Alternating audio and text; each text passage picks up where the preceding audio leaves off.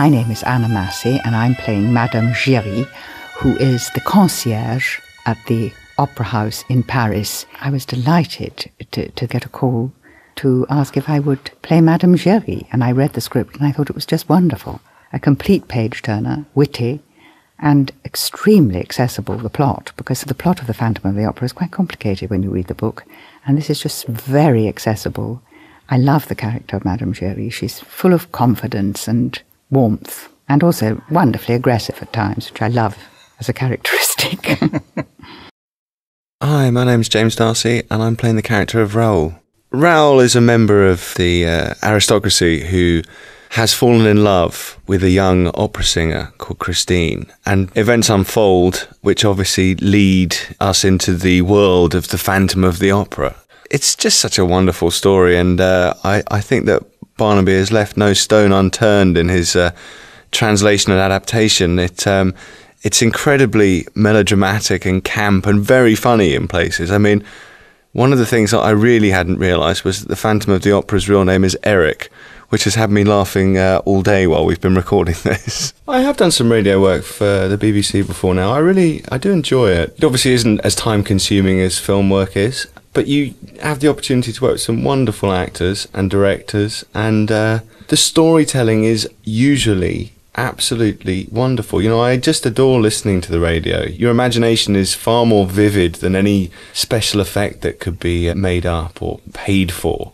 So there is something about just hearing the voices and allowing you to fill in the blanks that I find very exciting. Because I didn't understand that we were working in this new way or different way, I was wondering actually how we were going to get through it in one day. And now that I see the way that it works, it makes much more sense to me, and I see how you can get through so much in such a short period of time. It is a clever way of doing things.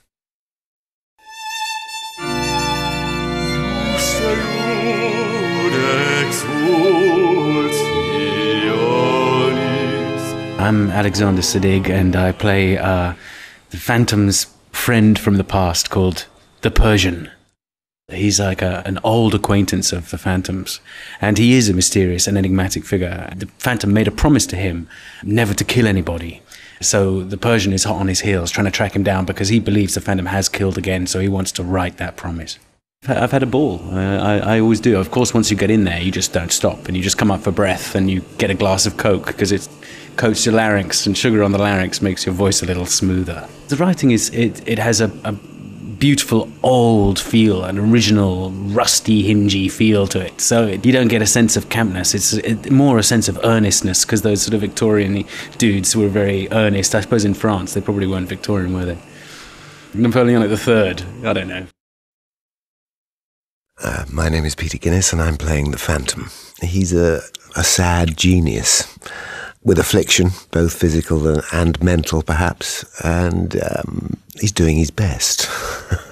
I'm very interested in the whole sort of Beauty and the Beast idea. The idea that somebody craves love but somehow repels is quite a powerful combination to have in you, I think. Even when you're playing evil geniuses, you have to find what it is about them that you can identify with. I happen to believe that we're all capable of terrible things, and hopefully for most of the time we keep the terrible sides of ourselves under control. But I certainly believe that man, unfortunately, as history has shown us, is capable of doing the most awful things to people.